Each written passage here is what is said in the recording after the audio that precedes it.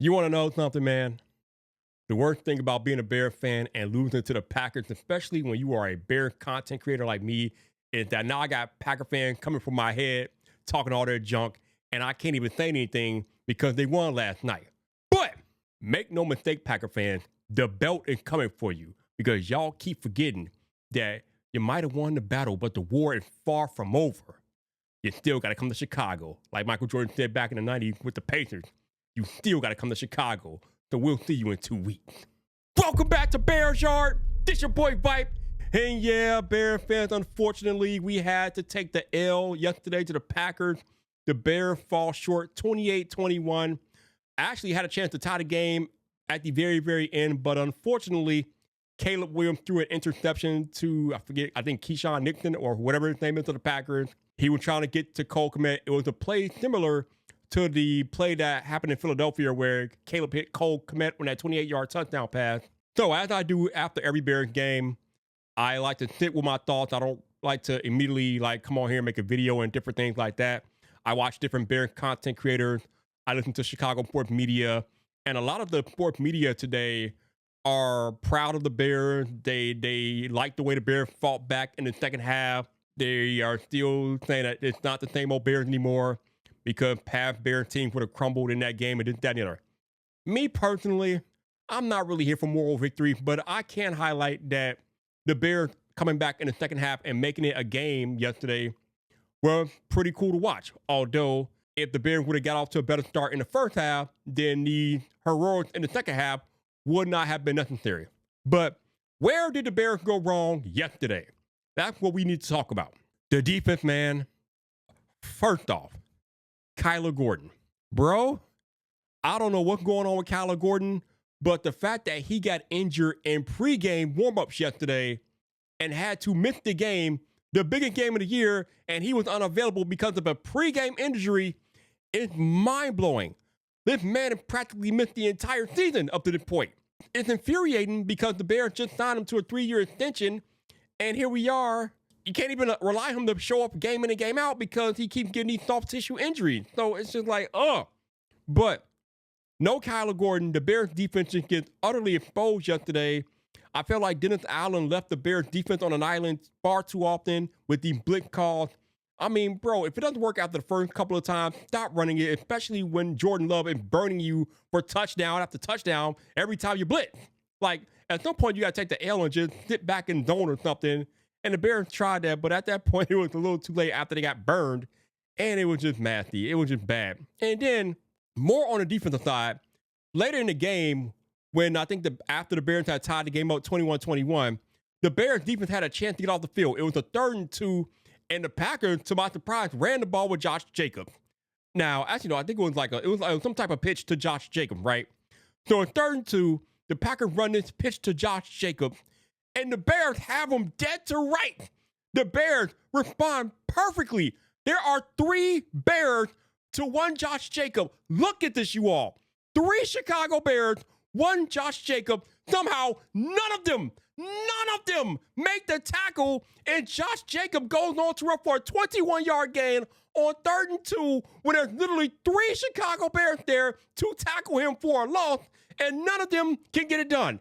Like, I don't understand that. Like, I know Josh Jacobs is a big dude, but there's 3 of you and 1 of him, and y'all still can tackle him? What the hell is that? And then Jalen Johnson out there looking like he made a business decision not to even get involved. So in actuality, there were 2 Bears and 1 Josh Jacobs because Jalen Johnson was a damn bystander and did nothing. Like, stuff like that you cannot have, especially when you are in a high-profile game like this with the division on the line, possible playoff hopes on the line, and you making business decisions, bro. That ain't good, man. If you're not healthy, don't play. But letting Josh Jacobs get that 21-yard gain was a backbreaker, and it ultimately led to the Packers scoring a touchdown and going up by 7. So if you're asking me who the number 1 blame is yesterday for the Bears loss, the defense crapped the bed. They just did not show up yesterday at all. They got abused all game. I guess they did a little bit better in the second half, but still, again, that Josh Jacobs 21-yard game, just completely, that was the game essentially right there. The offense. Caleb Williams, I love him. But, bro, you got to find a better way to start the game. Like, I think he went 0 for 5 in the beginning, partially because the offensive line got abused. They could not protect him. Not that he took a sack, but he was under pressure. It seemed like he was under constant attack, and you just had to throw the ball away or throw it places that he didn't want to throw it, and it just started off bad. But we got to figure out how to start better offensively. Now, in the second half, the offense definitely came to light. Caleb kind of was a completely different quarterback in the second half. The Bears started running the ball, and things were a little bit better. That's another thing that I didn't really appreciate in the first half. Ben Johnson, I felt, didn't run the ball enough. I felt like he got away from the run way too early, especially when you had an advantage because the Packers were injured on their D-line. You should have ran the ball a little bit more earlier, but he did finally get around to running the ball in the second half, and it paid dividend for the Bears offense because they then started to produce once that running game got some headway, and then Caleb connected on some of his passes, and the Bears ultimately made a game of it. But I think the biggest takeaway from this game is the last play of the game where Caleb throws the interception on his pass attempt to Cole Kmet. Now, if you watch this play, there's a lot of people on the internet today talking about how he could have hit DJ Moore wide open.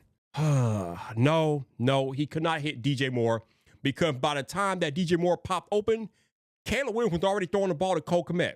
So DJ Moore was not an option. Not to mention he had two defenders between Caleb and DJ. Caleb probably didn't even see DJ Moore because of the two defenders that were probably blocking his pathway. Had he attempted to make that throw, it was probably going to be batted down anyway. So that was never an option. So to me, on that particular play, the last play of the game, there's three options. Option one, Caleb could have took the ball, ran for first down.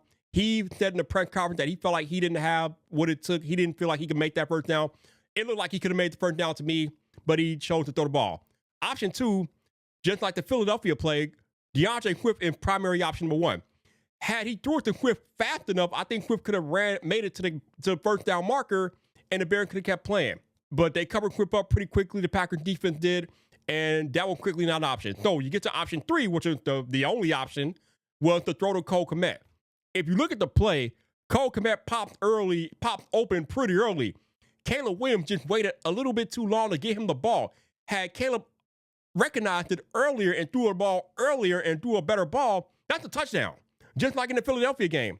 But unfortunately, Caleb Williams waited too long or didn't see it in time, and by the time he saw it, he made a poor throw, and that was the game. Even the Packers in the post-game press conference today, they were playing the run on that play. So they got fooled. They thought the Bears were going to run, which I feel like they should have ran too, but that's neither here nor there. But the Packers were expecting a run on that 4th and 1. The Bears did the play action pass. Cole Kmet was open. He wasn't there, but Caleb just took too long to get it there. And by that time, the Packers defender was able to react, and they picked the ball off. Game over. But as I said in my intro, Packer fans, you won the battle, but the war is far from over. You still got to come to Chicago in 2 weeks, and we will have the belts now ready to put that belt to that. You know what? Understand something. I will give you all your props. All the Packer fans that come across my video today and came across the last video, talk your trash. Talk your trash. You deserve it. You earned it. You won the game. I can't say no. I'm still gonna talk about trash though. Don't ever get it twisted, baby. This is bear down for life out here. I'm gonna talk about trash anyway.